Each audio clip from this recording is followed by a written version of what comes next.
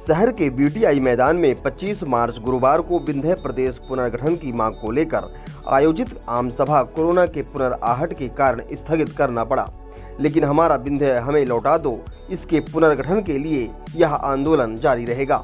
विंध्य प्रदेश पुनर्गठन के निर्माण के अगुवा मैहर विधायक नारायण त्रिपाठी आज आयोजित पत्रकार वार्ता में जानकारी देते हुए कहा कि दुख इस बात का है कि जब भी कोई मुद्दा उठता है तो कोरोना जैसी महामारी क्यों आ जाती है।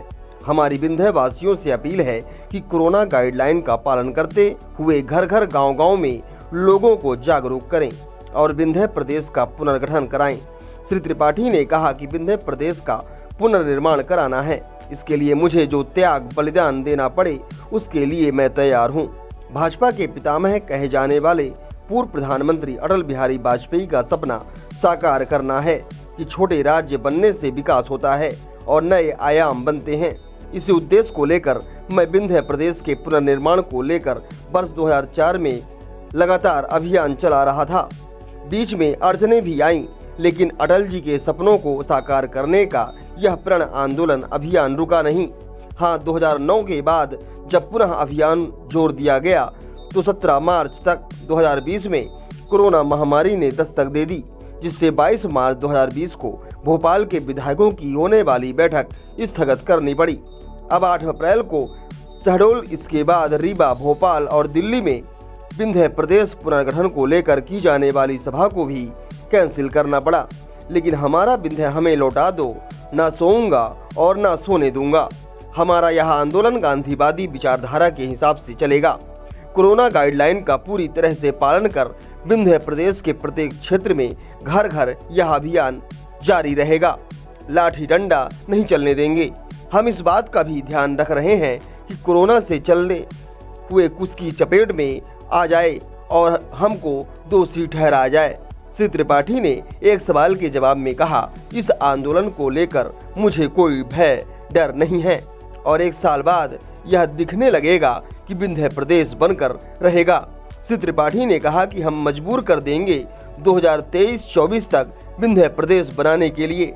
2023 में नहीं बना तो 2024 तक विंध्य प्रदेश बनकर ही रहेगा। विंध्य प्रदेश पुनर्गठन के लिए ना कोई जात है और ना कोई दल, सिर्फ एक जात, एक दल विंध्य प्रदेश है और एक एक घर, एक एक गांव, एक एक आदमी जुड़ा हुआ है। वाहन रैली के साथ ज्ञापन। विंध्य प्रदेश पुनर्गठन को लेकर बीटीआई ग्राउंड में आयोजित आम सभा स्थगित होने के बाद आंदोलन के संयोजक मैहर विधायक नारायण त्रिपाठी कोरोना गाइडलाइन का पालन करते हुए मास्क लगाकर कल 25 मार्च को अपने समर्थकों के साथ बीटीआई ग्राउंड से वाहन रैली के साथ बाजार के प्रमुख मार्गों से होते हुए कलेक्ट्रेट पहुंचेंगे और विंध्य प्रदेश पुनर्गठन की मांग का ज्ञापन जिला कलेक्टर को सौंपेंगे।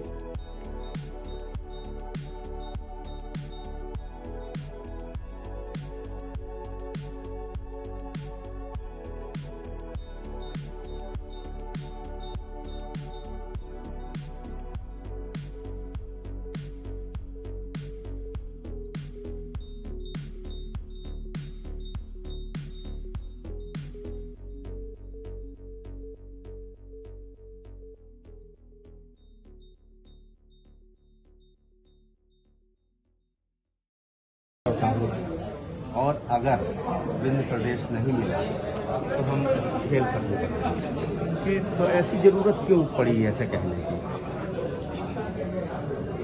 मैं एक बात बोलता हूँ कि विंध्य प्रदेश के पुनर्निर्माण के लिए मैं लगा हूँ। विंध्य प्रदेश का पुनर्निर्माण कराना है, इसके लिए मुझे जो त्याग बलिदान करना पड़े मैं उसके लिए तैयार हूँ।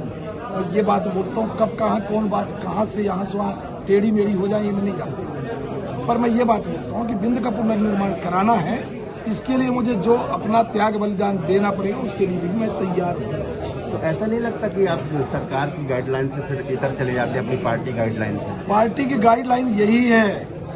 अटल जी पितृपुरुष भारतीय जनता पार्टी के बोले थे छोटे राज्य बनेंगे, उसी परिकल्पना पर मुझे गर्व था, मुझे अहम था कि कांग्रेस पार्टी के जमाने में ये प्रस्ताव पारित हुआ है। भारतीय जनता पार्टी के पितृपुरुष का सपना है कि छोटे राज्य बने, उन राज्यों का विकास हो। अभी भी मोदी जी 2-3 दिन पहले केन और बेतवा नदी को जोड़ने का काम किया और बोले अटल जी का सपना पूरा हो। तो मुझे तो यही लग रहा था कि अटल जी का सपना पूरा हो जाएगा, पर कहीं न कहीं मीडिया के टेढ़ी मेढ़ी बातों कर देने से मुझे पार्टी के विरोधी गाइडलाइन से अलग कहीं न कहीं बता दिया जाता है। मैं अपनी बात थोड़ी तेज से रख देता हूँ तो उसको ये मान लिया जाता है मैं पार्टी के गाइडलाइन से अलग है। ये पार्टी की गाइडलाइन पर आधारित है इस बिंद का पुनर्निर्माण। ऐसा तो नहीं लगता आपको कि वो कांग्रेस के जमाने में इसके सरकार में संकल्प पारित हुआ था, तो कांग्रेस सोचती है मेरे समय में संकल्प पारित हुआ और बीजेपी के जमाने में न बनाए और संघर्ष नहीं कर रही है आपके साथ में? बीजेपी भी दूर है, कांग्रेस भी दूर है, कुछ एक लोग आपके साथ हैं। न बीजेपी दूर होगी न कांग्रेस दूर होगी, कि बिंद के किसी भी आदमी से एक निर्वाचित आदमी हो चाहे अनिर्वाचित पूछा जाए तो हर आदमी के रोम रोम में बिंद के निर्माण की बात है। अब जब हम बात शुरुआत किए हैं तभी तो लोगों की नजर में जाएगा। अब लोगों की नजर में जा रहा है, इसको मोदी जी भी अमित शाह जी भी देखेंगे सुनेंगे, तब उनको लगेगा कि अटल जी के सपने को कैसे पूरा किया जाए, तभी तो ये बनेगा। इसके पहले भी सरकार बीजेपी की रही है, विकास तो जब कोई बात ही नहीं किया तो कहाँ से वो होगा? चर्चा तो करना पड़ेगा, बात तो करना। हमने मैहर में चर्चा किया तो हमारे यहाँ तो काम हुआ, शिवराज जी को काम करके दिए। मैं आपके माध्यम से कहना चाहूंगा जो मेरे मैहर में 50 साल काम नहीं हो सकते थे, मैं शिवराज जी को धन्यवाद देता हूँ। मैहर में आपने विकास किया और डिस्ट्रिक्ट प्लेस के जो भी जनप्रतिनिधि रहे चुन के आए हैं उन्होंने क्या धोखा किया यहाँ की जनता के साथ? मैं किसी के बारे में कोई बात नहीं करना चाहता, मेरा किसी से कोई लेना देना नहीं। मैं अपनी राजनीति अपने अंदाज में करता हूँ। मैं आपको कई बार बोल चुका कि मेरे मैहर के लोगों का आशीर्वाद मेरे साथ है, मैहर लोगों की कृपा है, उनकी दुआएं हैं, उनके हिसाब से मैं काम करता हूँ। मुझे मैहर का विकास चाहिए तो मैहर के लिए काम किया। अब मुझे लगता है कि बिंद के साथ धोखा हुआ, छल हुआ, ये हमारे बर्दाश्त के बाहर है, इसलिए मुझे लगा कि मुझे लड़ना चाहिए तो मैं लड़ाई चालू कर दिया। अब लड़ाई चालू कर दिया तो मैं हंस के निवेदन भी करता हूँ दिन भर। आदमी अपने माता पिता से भी लड़ता है, लड़के झगड़ा करता है कि मुझे ये चाहिए।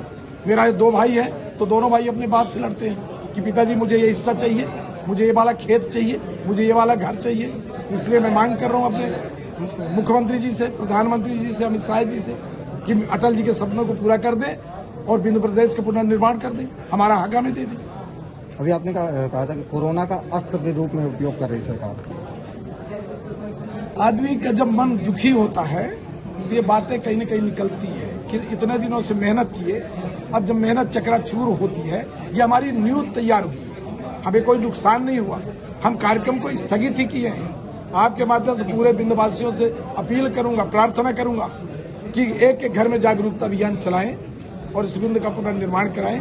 मैं दुखी इस बात पे हूं कि इतनी मेहनत करने के बाद जब हम पहले से तय किए कि कोरोना का दौर है, कहीं ऐसी स्थितियां न बन जाए कि कोरोना यहां आ जाए और कोई हमारे घर का बच्चा न करे, ऐसी कोई दुर्घटना घट जाए, तो नारायण त्रिपाठी के ऊपर एक आरोप लगे तो उससे बचना चाहते थे। पर इस बात की तकलीफ है, ये बात सही है कि जहां कोई ऐसे मुद्दे उठते हैं वहीं कोरोना क्यों आ जाता है, जहां चुनाव होता है वहां से कोरोना भाग जाता है। ये एक बार नहीं कई बार बोल चुका है, जब रिपीट करवाना करवाते रहो।